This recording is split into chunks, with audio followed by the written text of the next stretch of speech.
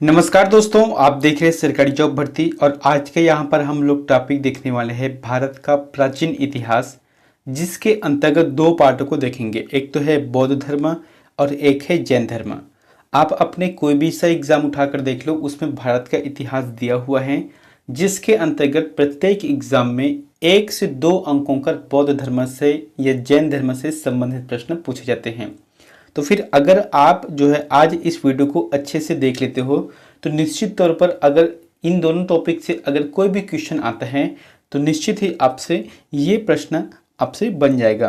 तो चलिए चलते हैं वीडियो की तरफ। आप अगर चैनल पर नए हो तो चैनल को सब्सक्राइब कर देना और बेल आइकन को जरूर दबा देना। आप लोग जो है अपनी तैयारी अच्छे से करो, क्योंकि हो सकता है छत्तीसगढ़ सरकार की तरफ से अगस्त या सितंबर में एग्ज़ाम देखने को मिलेगा, कोई भी ना मतलब कोई ना कोई एग्ज़ाम का। तो आप जो है अपनी तैयारी करके रखना है, क्योंकि व्यापम जो है ज़्यादा से ज़्यादा 1 महीना या 1.5 महीने का समय ही देता है। तो चलते हैं वीडियो की तरफ। यहाँ पर देखने वाले हैं बौद्ध धर्म और जैन धर्म के बारे में। तो सर्वप्रथम यहाँ पर कुछ महत्वपूर्ण जानकारी देख लेते हैं, मतलब मेन हेडिंग को कि होता क्या है। सर्वप्रथम क्या है जैन धर्म। तो जैन धर्म के संस्थापक एवं प्रथम तीर्थंकर। तो देखो जैन धर्म में ना किस हिसाब से चलता है, वह तीर्थंकर के हिसाब से चलता है। तो कितने तीर्थंकर हुए वो सभी चीज़ यहाँ पर मिल जाएगा। तो सर्वप्रथम यह है कि जैन धर्म के जो संस्थापक हैं, यानी कि जिसने इनकी स्थापना की है, इसका नाम है ऋषभदेव। और जितने भी जैनी लोग रहते हैं वो सभी इसे भगवान के रूप में पूजते हैं, भगवान ऋषभदेव करके, ठीक है, क्योंकि ये जो है जैन धर्म का प्रथम तीर्थंकर हुए थे। उसके बाद आता है महावीर स्वामी का, जो कि 24वें क्रम का है, यानी कि इससे पहले 24वें क्रम से पहले 23 और अलग अलग तीर्थंकर हुए थे। तो महावीर स्वामी का बचपन का नाम क्या था, वर्धमान था, है ना। वर्धमान इसे बचपन में कहा जाता था। समय के साथ साथ जिसे ज्ञान प्राप्ति हुआ इसे महावीर स्वामी के नाम से जाना गया।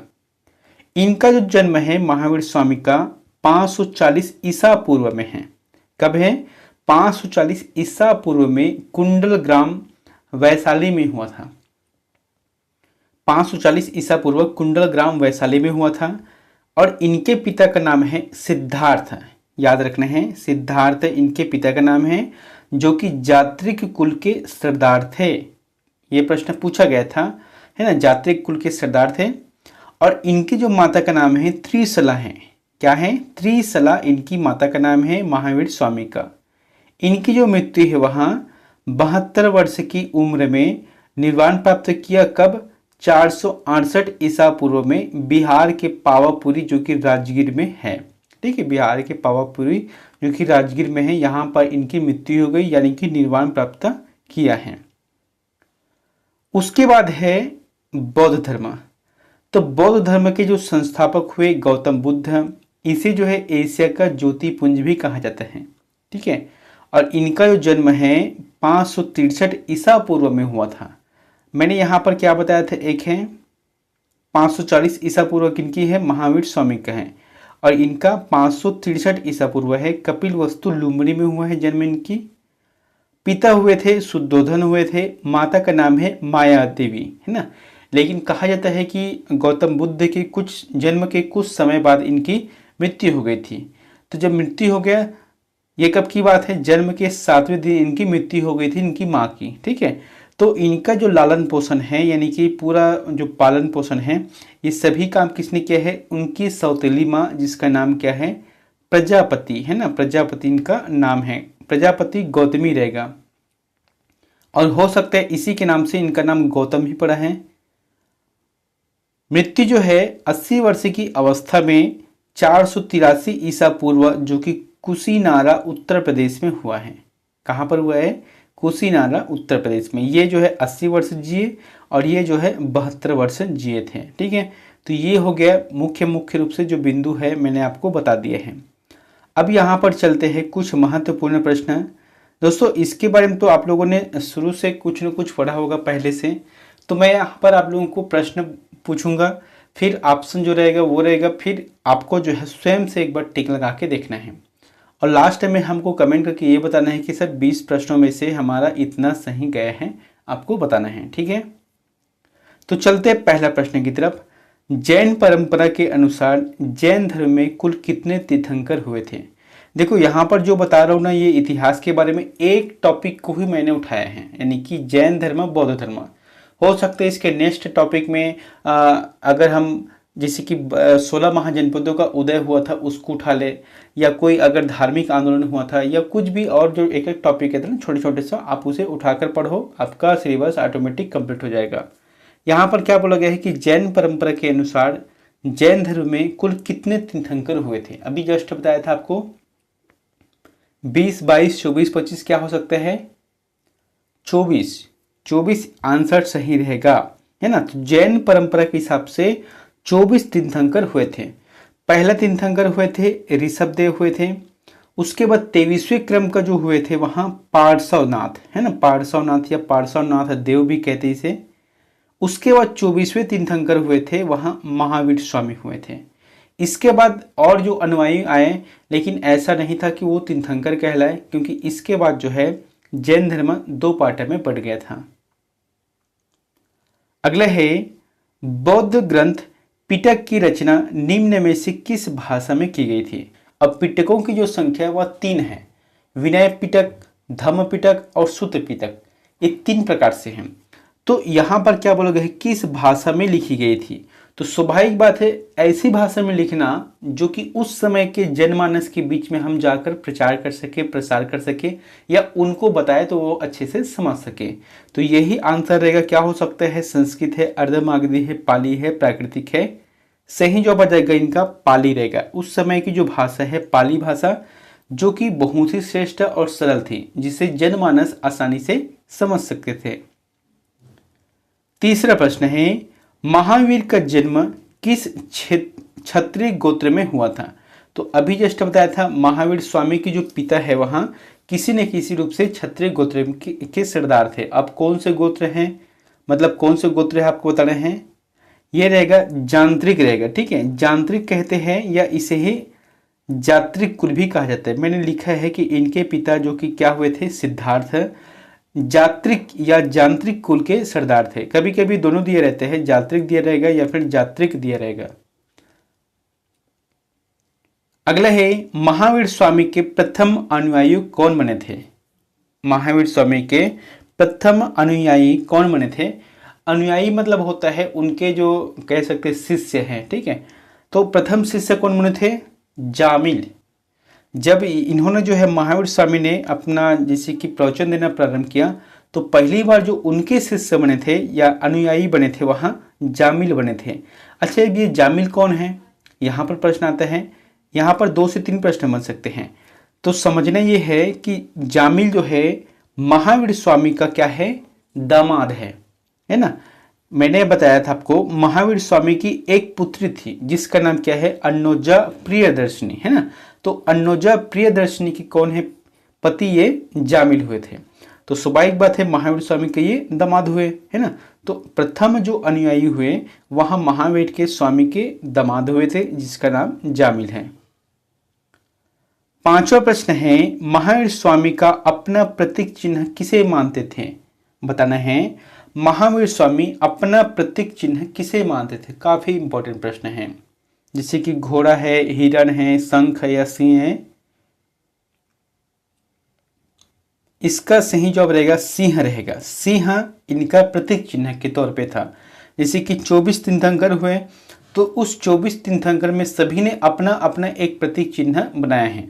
जैसे कि ऋषभदेव की बात की जाए तो फिर यह अपने जो है जन्म को या अपने जो पद है इसे सांड के रूप में चिन्हित किया है, प्रतीक चिन्ह के रूप में किया है। इसी में एक और आता है, ये शायद 22वें नंबर का है, अरिष्टनेमी। तो ये जो है अरिष्टनेमी का जो प्रतीक चिन्ह है वहाँ संघ के रूप में किया गया है।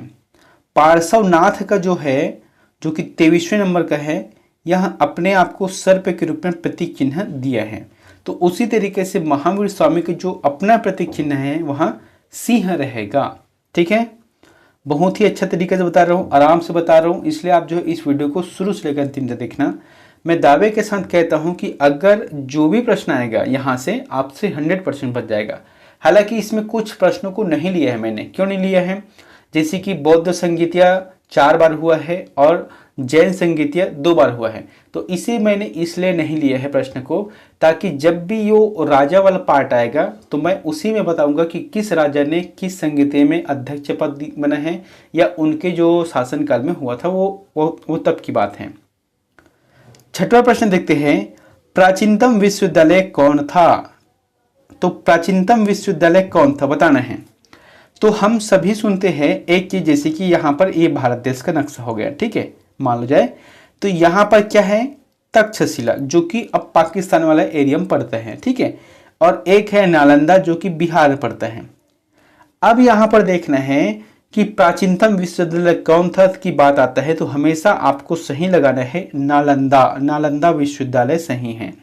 जैसे कि अभी हाल ही में 2-4 दिन पहले या हफ्ता 10 दिन पहले की बात है, भारत सरकार यानी कि नरेंद्र मोदी और राज्य सरकार यानी कि नीतीश कुमार के सहयोग से ये जो ध्वस्त हो गया था, जिसका अवशेष हम यूट्यूब या फेसबुक या गूगल के माध्यम से देखते हैं, अब इनका जीर्णोद्धार कर दिया गया है।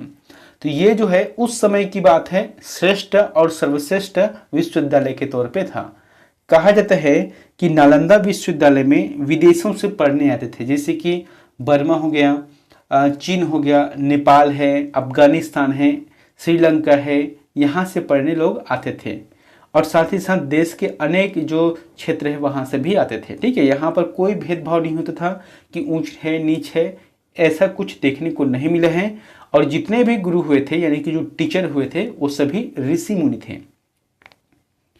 यहाँ पर बताना चाहता हूँ कि इस विश्वविद्यालय के जो संस्थापक हुए थे वहाँ कुमार गुप्त हुए थे, जो कि गुप्त शासक के कुमार गुप्त प्रथम ने बनाया था, ठीक है। कहा जाता है कि वर्तमान में जो बिहार राज्य में स्थित है, केंद्र और राज्य सरकार की प्रयासों से अब पुनः अपनी अवस्था में यहाँ लौट आए हैं। अगर प्रश्न आता है कि जो नालंदा विश्वविद्यालय है इनका विनाश किसने किया है, तो तुर्की शासक हुए थे जिसका नाम है बख्तियार खिलजी। तो बख्तियार खिलजी जो कि नालंदा विश्वविद्यालय में आग लगा दिया था, क्योंकि वहाँ पर कहा जाता है कि बहुत जो है हजारों पुस्तकें वहाँ पर था। जो पुस्तकें थी ना उसमें क्या है, ज्ञानवर्धक बात है, और स्वाभाविक बात है कि जो आक्रांता आए थे उन्होंने सर्वप्रथम पुस्तक को ही नाश किया, ताकि इनकी जो संस्कृति है समूल रूप से नाश हो जाए। 7वां प्रश्न है कि गौतम बुद्ध ने अपना प्रथम उपदेश कहाँ दिया था। ये प्रश्न कई बार पूछे गए हैं कि गौतम बुद्ध ने अपना प्रथम उपदेश कहाँ पर दिया था, बताना है आपको। तो स्वाभाविक रूप से इनका आंसर जाएगा सारनाथ रहेगा, ठीक है, सारनाथ आंसर रहेगा। जैसे कि क्या है, बोध गया है, इनको ज्ञान की प्राप्ति हुई थी और सारनाथ में इन्होंने प्रथम प्रवचन दिया था, और प्रथम उपदेश को चक्र के रूप में प्रतीक दिया है ना। प्रथम उपदेश को चक्र के रूप में प्रतीक चिन्ह दिया है, और इस उपदेश का जो नाम है वहां धर्म चक्र प्रवर्तन कहा गया है। अगला है बुद्ध के जीवन का 4 महत्वपूर्ण घटना और उनके स्थान का उचित मिलान करें। अब यहाँ पर जैसे कि 4 ऑप्शन है, ठीक है। अब ये 4 ऑप्शन में देखना कि गौतम बुद्ध के जो जन्म है इनसे संबंधित या उनके मृत्यु से संबंधित या इसे कार्य से संबंधित यहाँ पर दिया हुआ है। अब आपको मिलान करना है कि कौन सा स्थान किसमें सही रहेगा। तो जैसे कि जन्म है, तो मैंने आपको बताया था कि जो जन्म है गौतम बुद्ध का वहाँ लुम्बिनी में हुआ था, तो ये मिल गया, ठीक है, तीसरा में। और ज्ञान की प्राप्ति है वहाँ बोध गया में हुआ था, बोध गया में। प्रथम प्रवचन है अभी जस्ट बताया था, ये सारनाथ में हुआ है। और इनका जो निधन है वहाँ कुशीनगर है ना, कुशीनगर में हुआ था। तो इस हिसाब से इसका सही जवाब आ जाएगा 3-2-1-4, 3-2-1-4 रहेगा। अगले है गौतम बुद्ध ने अपनी मृत्यु के उपरांत बौद्ध संघ के नेतृत्व के लिए किसे नामित किया। तो जैसे कि होता है ना कि कोई राजा है उनका मृत्यु हो गया तो वो अपने उत्तराधिकारी का नामित करते हैं नाम। तो यहाँ पे बताना है कि गौतम बुद्ध अपनी मृत्यु के उपरांत यानी कि मृत्यु के बाद या मृत्यु के पहले बौद्ध संघ के नेतृत्व के लिए किसे नामित किया था। जैसे आनंद है, महाकश्यप है या उपाली है, या इनमें से कोई नहीं, किसी को नहीं किया था, ठीक है। जब गौतम बुद्ध का मृत्यु हुआ उस समय अपने संघ के संचालन के लिए किसी को भी यहाँ पर उपाधि या कह सकते हैं उत्तराधिकारी के तौर पर घोषित नहीं किया था। अगला है जैन साहित्य का संकलन किस भाषा व लिपि में है? जैन साहित्य का संकलन किस भाषा व लिपि में है?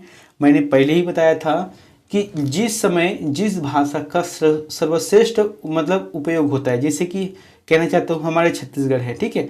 अब छत्तीसगढ़ी में हम किस भाषा को अच्छे समझ सकते हैं? एक तो हिंदी है, दूसरी बात है छत्तीसगढ़ी है। तो आज के डेट में अगर कोई पुस्तक लिखता है तो हिंदी भाषा श्रेष्ठ रहेगा और छत्तीसगढ़ी भाषा। अगर वो कोई अन्य भाषा में और लिखने का प्रयास करते तो वो जनमानस के बीच में नहीं जाएगा। तो इसी तरीके से है जैन साहित्य का जो संकलन है वहाँ किस भाषा व लिपि में हुआ है? तो आंसर जाएगा, एक तो भाषा हुआ था प्राकृतिक और लिपि है अर्धमागधी रहेगा। ये बी आंसर सही रहेगा, ठीक है। जैसे कि मैंने यहाँ पर लिखा है कि जैन धर्म की पवित्र पुस्तक आगम साहित्य या आगम सूत्र के रूप में जाना जाता है।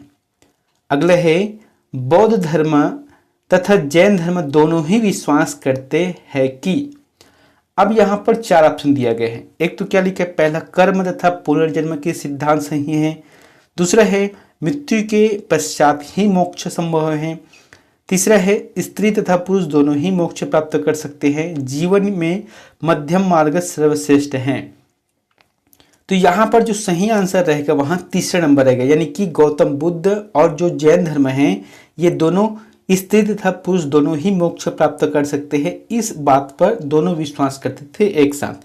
लेकिन जो और तीन ऑप्शन हैं उसमें एक धर्म विश्वास करता था तो दूसरे धर्म इसमें विश्वास नहीं करता था। तो फिलहाल जो प्रश्न पूछा गया है उस हिसाब से सी नंबर सही रहेगा, ठीक है।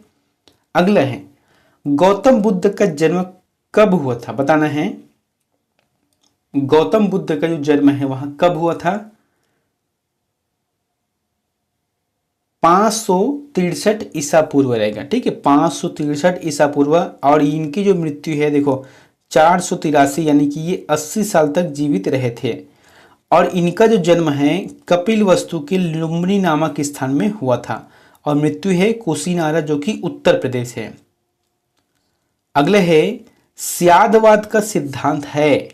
तो स्यादवाद का जो सिद्धांत है वह क्या है? जैसे कि लोकायत धर्म का है कि शैव धर्म का है कि जैन धर्म का है कि वैष्णव धर्म का है? सही जवाब आ जाएगा जैन धर्म रहेगा, ठीक है। जैन धर्म का है स्यादवाद का सिद्धांत है। इसका मतलब क्या होता है? स्यादवाद का अर्थ होता है सापेक्षतावाद होता है। यह जैन दर्शन के अंतर्गत किसी वस्तु के गुण को समझने और समझाने और अभिव्यक्त करने के सापेक्ष सिद्धांत है। अगला है बौद्ध धर्म ग्रहण करने वाली पहली महिला कौन थी? आपको बताना है कि बौद्ध धर्म को जो ग्रहण करने वाली है तो पहली महिला कौन बनी है। हालांकि पुरुष तो बहुत हुए थे, तो महिला की बात क्या है? तो ये रहेगा प्रजापति, यानी कि महाप्रजापति गौतमी। ये जो है गौतम बुद्ध की जो लालन पोषण है, ठीक है। इसकी माता का नाम क्या है? माया देवी। तो माया देवी के जो है 7वें दिन, जन्म के 7वें दिन उनकी मृत्यु हो गई थी। तो लालन पोषण जो है इनकी सौतेली माँ ने किया था, जिसका नाम क्या है? महाप्रजापति गौतमी है। तो इन्होंने जो है बौद्ध धर्म स्वीकार किया था जो कि स्त्रियों में प्रथम था। आपको याद रखना है, ठीक है। अगला है बुद्ध के गृह त्याग का प्रतीक है। तो बुद्ध के जो गृह त्याग है, बुद्ध ने जितने भी कार्य किए हैं उसमें कोई ना कोई प्रतीक रूप से है। तो गृह त्याग का जो प्रतीक चिन्ह है वहां घोड़ा रहेगा। जैसे कि कुछ महत्वपूर्ण और देखे थे यहाँ पर, जैसे कि गौतम बुद्ध का जन्म हुआ उसे कमल एवं सांड के रूप में प्रदर्शित किया गया है, प्रतीक चिन्ह के रूप में। त्याग है यानी कि अपना जो गृह छोड़ा था, गृह त्याग किया था, उसे घोड़ा कहा गया है। ज्ञान की प्राप्ति हुई थी बोध गया में, इसे पीपल वृक्ष के नीचे यानी कि पीपल वृक्ष की प्रतीक चिन्ह दिए गए हैं। प्रथम उपदेश है उसे चक्र कहा गया है। निर्वाण की प्राप्ति है वहां पद चिन्ह है और मृत्यु है वहां स्तूप कहा गया है, ठीक है। तो इतने को आपको याद रखना है। सांची क्यों विख्यात है? बताना है सांची क्यों विख्यात है? तो आंसर आ जाएगा सबसे बड़ा बौद्ध स्तूप है। सांची में सबसे बड़ा बौद्ध स्तूप है। अब सांची कहाँ पर है? तो आप लोग बिहार या उत्तर प्रदेश मत लगाना, ये जो है मध्य प्रदेश के रायसेन जिले के अंतर्गत है सांची। क्यों मत लगाना बोल रहा हूँ? क्योंकि ज़्यादातर जैसे कि हम लोग पढ़ रहे हैं बौद्ध धर्म और जैन धर्म, तो ये ज़्यादातर केस बिहार से संबंधित हो रहा है। तो आप धोखे से मत लगा देना कि इसका आंसर बिहार रहेगा। ये मध्य प्रदेश के रायसेन जिले के अंतर्गत है। अगला है मठ, मंदिर और स्तूप किस धर्म से संबंधित है? मठ, मंदिर और स्तूप किस धर्म से संबंधित है? आंसर आ जाएगा बौद्ध धर्म रहेगा। ठीक है। अगला है नागार्जुन कौन थे? बताना है नागार्जुन कौन थे। सही जवाब आ जाएगा बौद्ध दार्शनिक, है ना। बौद्ध दार्शनिक थे नागार्जुन, जैसे कि एक भारतीय थे बौद्ध दार्शनिक जिन्होंने शून्यता के सिद्धांत को स्पष्ट किया और पारंपरिक रूप से उन्हें बौद्ध धर्म के संस्थापक के रूप में माना जाता है। अगला है किस भाषा का प्रयोग बौद्धवाद के प्रचार के लिए किया गया है? तो शुरू बताया था पाली भाषा रहेगा। ठीक है, पाली भाषा का प्रयोग किया गया है। अगला है जियो और जीने दो किसने कहा है? अच्छा है ना। जियो और जीने दो हम लोग भी बोलते हैं कि किसी को मतलब गलत कमेंट मत करो या किसी को तड़पाओ मत, यानी कि वो जिएगा और खुद भी जियो। तो ये रहेगा महावीर स्वामी, इनका देन है, इन्होंने ही कहा था।